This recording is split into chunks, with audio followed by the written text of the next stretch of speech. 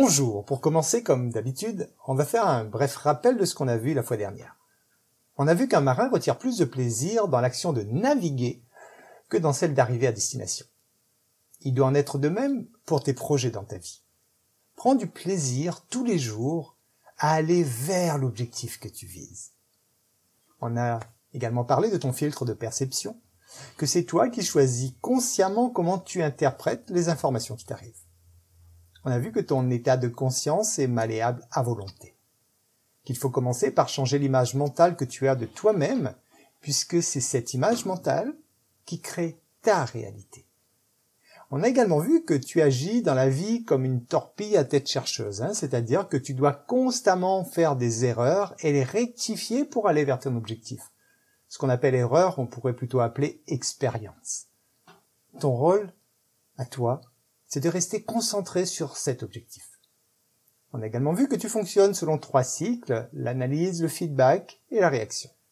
Que c'est ton esprit conscient qui décide de l'orientation à donner au missile. Je t'ai également conseillé de questionner ton inconscient le soir avant de t'endormir et le long de la journée lorsque tu en as l'habitude. D'apprendre à te déconditionner pour te reconditionner comme tu le souhaites. Qu'il faut penser à te relaxer également. Que la réalité n'étant qu'une illusion, il faut la construire au quotidien. On a revu que notre perception étant différente d'une personne à l'autre, nous ne pouvons de ce fait porter aucun jugement sur qui que ce soit. Tu as également découvert à travers les expériences scientifiques à quel point notre cerveau pouvait être trompé et donc à quel point notre réalité était subjective. On avait terminé par un conseil pour ceux qui veulent changer le monde. Ce conseil, c'était que si tu fais partie de ces personnes-là, il faut commencer par changer ta perception du monde pour que le monde change. Voilà pour le récap de la semaine dernière. Le thème de cette semaine, c'est de l'intérieur vers l'extérieur.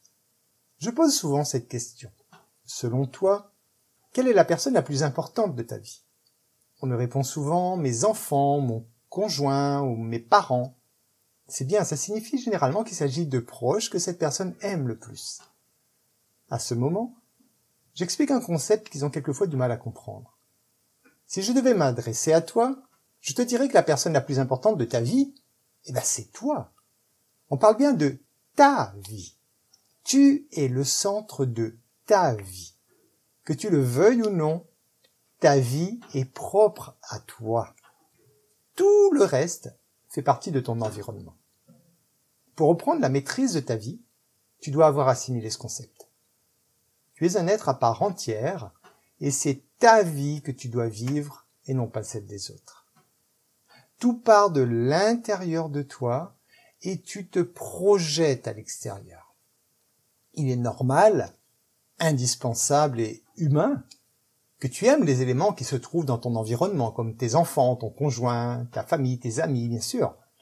Mais cet amour que tu donnes, il part de toi, de l'intérieur vers l'extérieur. Pour pouvoir donner quelque chose, il faut en avoir. C'est pour ça que tu dois commencer avant toute chose par t'aimer.